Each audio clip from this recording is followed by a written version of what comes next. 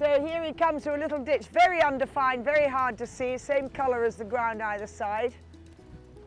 He didn't seem to bother about it at all, far more worried about the barrels. Now he's going to come back to the roll top in a slightly bigger ditch. Again, pretty well camouflaged, but he seems to be picking it out very easily, this horse. And again, Jack's got these slightly softer fingers, so if the horse wants to put his head down to study the ditch, he is allowing him to do that, but he's not going to let him leave the line. See the slightly wider hand, got a little bit in front of him there when the horse stuttered even more than he was expecting. Now the target, if he can get anywhere near it. Oh, well done, good, good.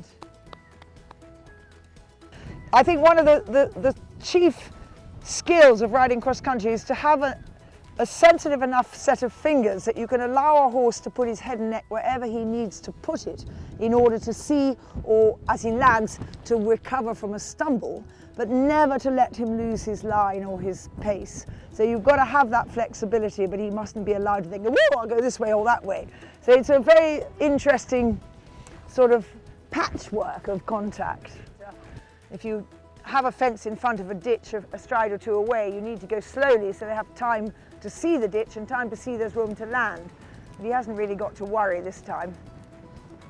Puts in 2 strides. That only measures 6 yards, but he easily finds there's room for 2 strides. Doesn't matter what it measures. Just stay behind the horse, make sure he's looking and drawing you forwards. Make sure he desires the fence.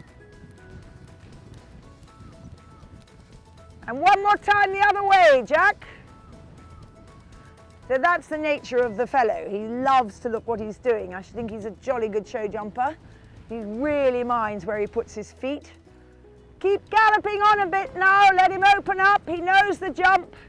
Let him take you faster. Let's go. Okay, go. Come in twice as fast, okay? He's sleeping. So we don't really want him to go twice as fast. We just want him to go a little bit more energetically forward. Sit back, balance, keep coming. Good boy, super. And you may have noticed there over the top, Jack's lower leg went a little bit back. So he wasn't quite ready should the horse have spread eagled and sprawled on landing. He's just got to remember the lower leg is his security on landing as well as on takeoff. So Jack, well done. Firstly, I love your horse. He's gorgeous. Seriously cautious. I bet he makes a good show jumper. And I thought you rode him really, really well. You just sat out those little extra strides. And it was only once, I think, he caught you at the little coffin ditch when he put in yet another one, about another 2 inches. But it's interesting for those of you that are watching to see how a horse doesn't need to take off the perfect spot. He can happily go in again, and sometimes again, if he needs to, for whatever reason best known to himself. He doesn't want to take off from the perfect spot. He needs to go in a bit closer and check it out.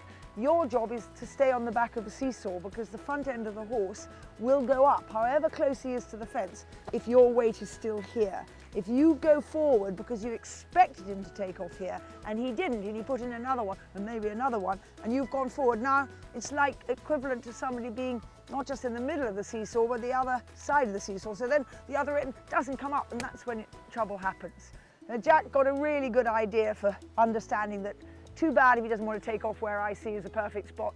He'll find his way over, and he has done every time, and he's picked up his confidence, hasn't he, as he's been going along.